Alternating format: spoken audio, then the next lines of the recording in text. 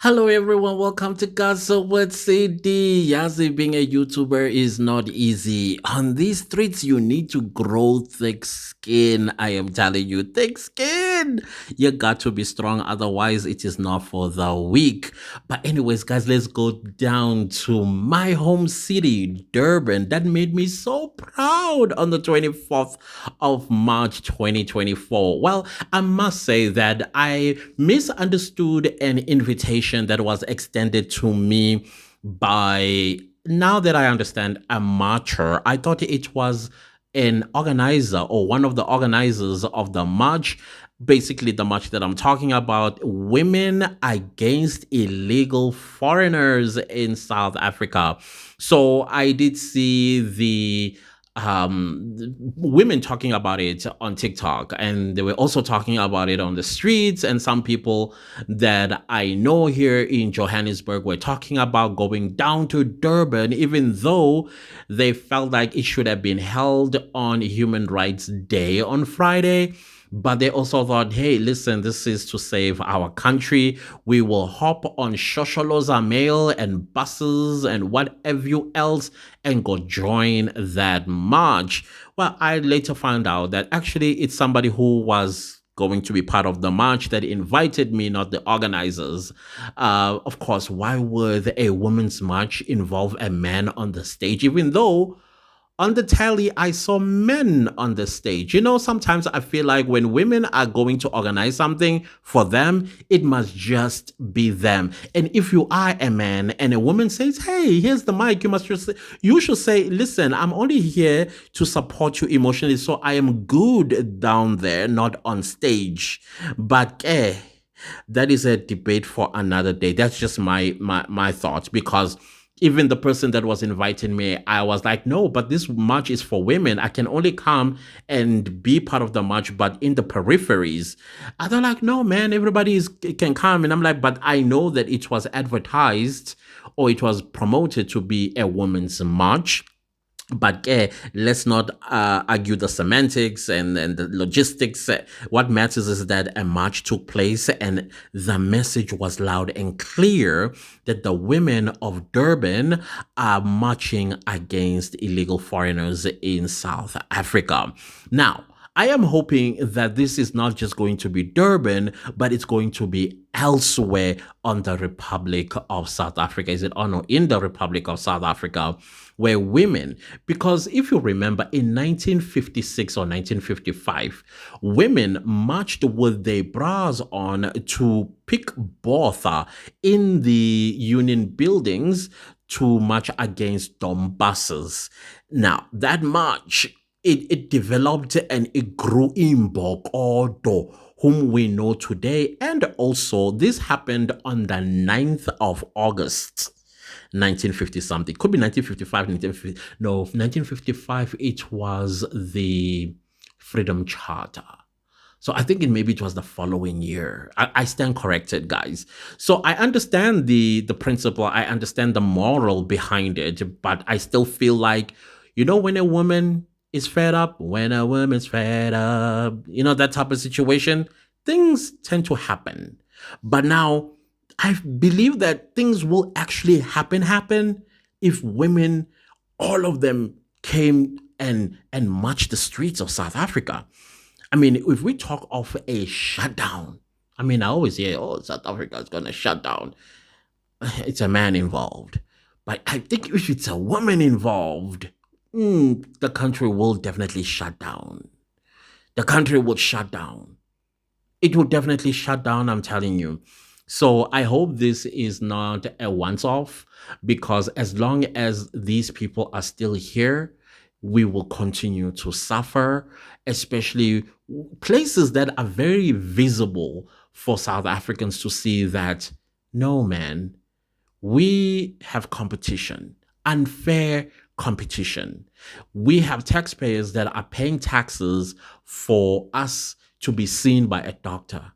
So how come when I go to a hospital, I have to wake up at 2 in the morning and be in the line by 3 a.m. and sit there the entire day, shishili's on my bench? Chances are when it start hitting 01 lunchtime, It's not looking good for you, South African, being seen by a doctor. And by the time you see that doctor, the doctor is tired, just want to get rid of you and give you, sometimes even misdiagnose you. Why? Because they're also human beings. We must also remember that. But asugile, and the treatment is no longer nice because they are tired. And probably because some of these guys who come from outside Abafunsekile, they argue, they are rude, no please, no thank you, and they have to deal with all of that. And then you, South African citizen, whom the taxpayers pay for you to get health treatment, you end up not getting. I mean, now we are also looking into SASA.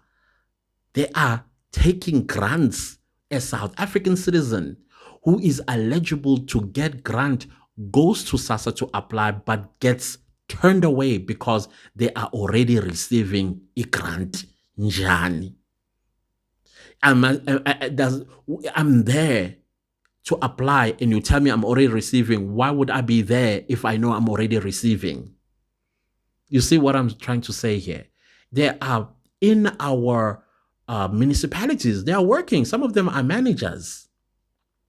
Sooner or later, they're going to deal with our system because our system, they don't like it. They come from countries with no systems. And once you penetrate the system, that is it. It's done. Done. These people, they have no loyalty to us.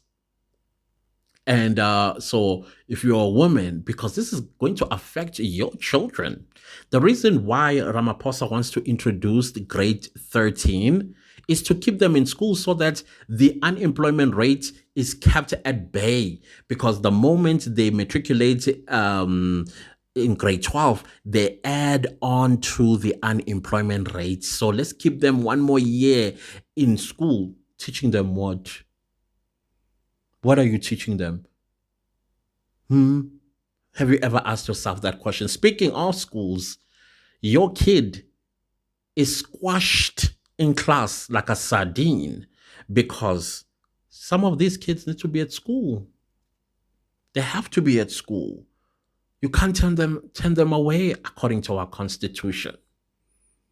So your foot and feet are needed on the ground the next time there's something like this. Don't sit at home and think it's a holiday. It's not. This is for your children as well, especially your children, because tomorrow they are the ones that are going to question you, Mom, when all the other women went out and marched so that I can have a better life. How did you contribute? If you lie, you know that's a stain in your own conscience. But if you went, you will tell your son, your daughter, your children proudly that your mom, if tear gas was shot at you guys, you show them the scar. Yeah, exactly. So I'm proud. I'm proud of the Durban women. Hopefully, I get to be proud of all South African women that go out and march against this phenomena. I think this is sabotage. Honestly speaking, let's be honest. This is sabotage, a borderline terrorism, because it terrorizes the people of South Africa at the end of the day. Again, you call an ambulance right now. It's probably busy somewhere where there's a high concentration of foreigners. Instead of coming to you, it's there, and they will tell you, you're going to have to wait. And you know how long we wait for until the person who could have survived ends up passing away. How many of us have gone through that? Police, we don't get the vans at a record time to respond because they'll tell you, oh, we had another crime scene. And indeed, they'll be in that crime scene. And guess who committed that crime? Exactly. So there is too many things that are happening. Too many things. Anyways, guys, yeah, let's think about this. When we are getting called, let's respond. All of us. It's for our own good. It really is. But other than that, if this video was of any value to you, Please like, share, comment, and subscribe. And super thank will also be appreciated. Super thanks right there and there. Anyways, goodbye, guys.